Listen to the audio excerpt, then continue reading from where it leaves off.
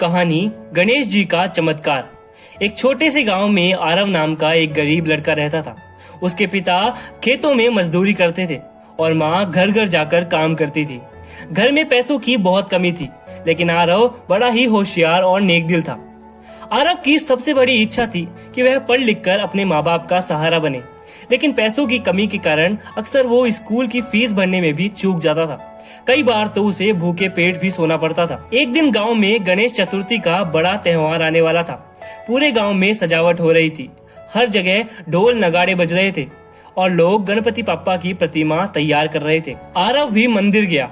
उसने देखा कि सब लोग मिठाइयाँ और नारियल चढ़ा रहे हैं। उसके पास कुछ भी नहीं था, लेकिन उसने चुपचाप मिट्टी का एक छोटी सी गणेश जी की मूर्ति बनाई और मंदिर के कोने में रख दी। आरव ने धीरे से बोला, गणेश जी, मेरे पास आपके लिए मिठाई नहीं है और ना ही नारियल है।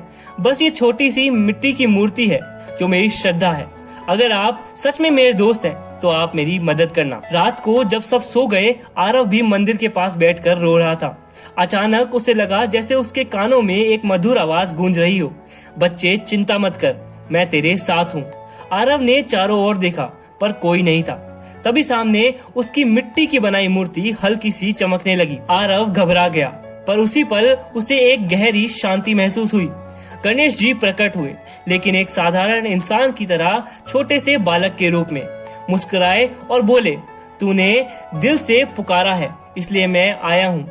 बता तुझे क्या चाहिए। आरव ने डरते डरते कहा, मुझे बस पढ़ाई करनी है बप्पा, ताकि मैं अपने माता पिता की मदद कर सकूं। गणेश जी हंसकर बोले, सच्ची मेहनत और भक्ति से बड़ा कोई वरदान नहीं होता।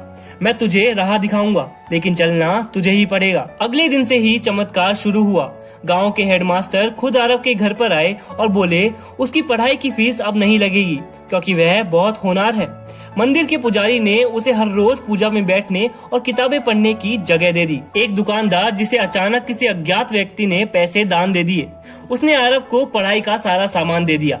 आरव समझ गया कि ये गणेश जी के अदृश्य हाथ हैं। कुछ महीनों बाद स्कूल में एक बड़ी प्रतियोगिता हुई। इसमें शहर के बच्चे भी आए थे। आरव घबरा गया और बोला, बप्पा मुझसे नहीं होगा। तभी हवा में एक मधुर आवाज गूंजी, आरव याद रख, मैं तेरा दोस्त हूँ, लेकिन असली शक्ति तेरे भीतर है, बस विश्वास रख। आरव ने हिम्मत जुटाई और प्रतियोगिता में भाग लिया। वह न सिर्फ पहला स्थान लाया, बल्कि उसे शहर की सबसे बड़ी स्कूल में पढ़ने की स्कॉलरशिप भी मिल गई। गांव वाले हैरान थे कि इतना गरीब बच्चा इतनी ऊंचाइयों पर कैसे पहुंच गया। आरव ने मुस्कुराकर आसमान की ओर देखा और धीरे से बोला, धन्यवाद बप्पा, आपने मेरा हाथ थामकर रास्ता दिखाया। उसी समय मंदिर की घंटी अपने आप बज उठी। लोगों ने कहा, देखो, ये तो गणेश का आशीर्वाद है। आरव की जिंदगी बदल गई थी और उसने सीखा, अगर नीयत साफ हो और दिल में भक्ति हो तो गणेश जी हर रूप में मदद करते हैं, कभी इंसान बनकर, कभी अदृश्य हाथ बनकर। धन्यवाद।